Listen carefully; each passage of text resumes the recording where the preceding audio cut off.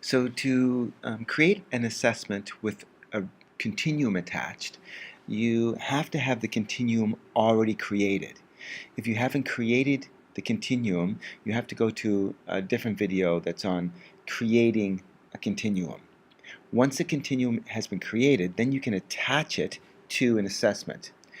So I'm going to just attach one that's already created right now to an assessment. So I'm going to click New Assessment, and rubrics or continuums. I'm going to select a continuum.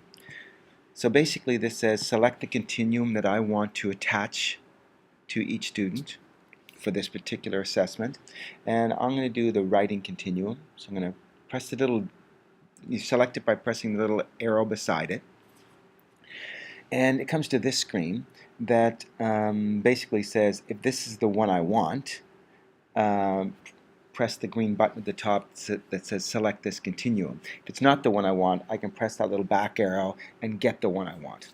So I'm going to select this one, and now it just says basically this has the title and the stages, and just to make entering the data easier, I can select what level I want as the main, kind of the average level, the average stage. So I'm going to pretend that my students are in grade 1. I have some maybe working at some levels in kindergarten and some are grade 2 on this continuum, but I'm going to say grade 1 is kind of the average stage or level here. So I'm going to keep a little check mark there. I just took it off. I'm going to put it back in there. I'm going to keep that check there. And then I'm going to press submit. Now, I'm just going to make a title for this assessment. Maybe I'll call it writing.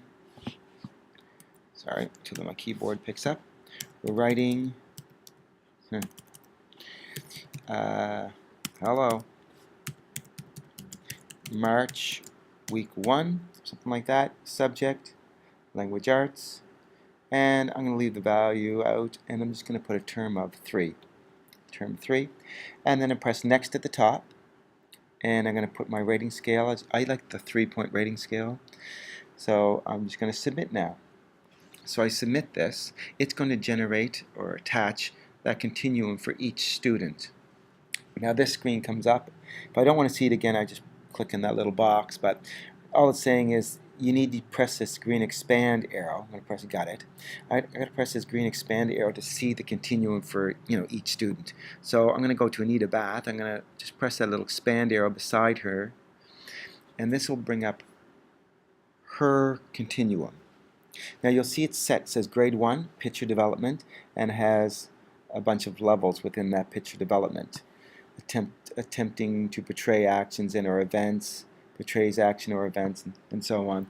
So I can use those little arrows. There's an arrow going back and forward by this. So if I go back, let's say this student was, Anita, was working in kindergarten level.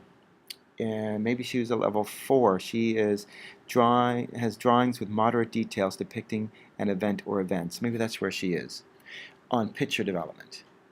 And then I'm just going to move down to oral language precedes writing. Now this is kind of the grade 1, but maybe she's up into grade 2 level in this. If I kind of go up to the next level, oops, I didn't do grade 2. I think grade 1 is the farthest I actually did on this particular assessment. Continuum, I should say. So maybe I'll say she's in kindergarten 2, went back to kindergarten. I'll say she's maybe 3, generates and tells a simple storage message with a few ideas. Maybe she's in grade 1 on hearing sounds, hearing, recording sounds, and spelling. And I'll say maybe she's level 12. So I just keep going, and so this here allows me to move through continuums on this, through stages. And in this case, it shows stages as kindergarten, grade 1, and grade 2. So then if I'm done that, I basically would just shrink this and go to the next student.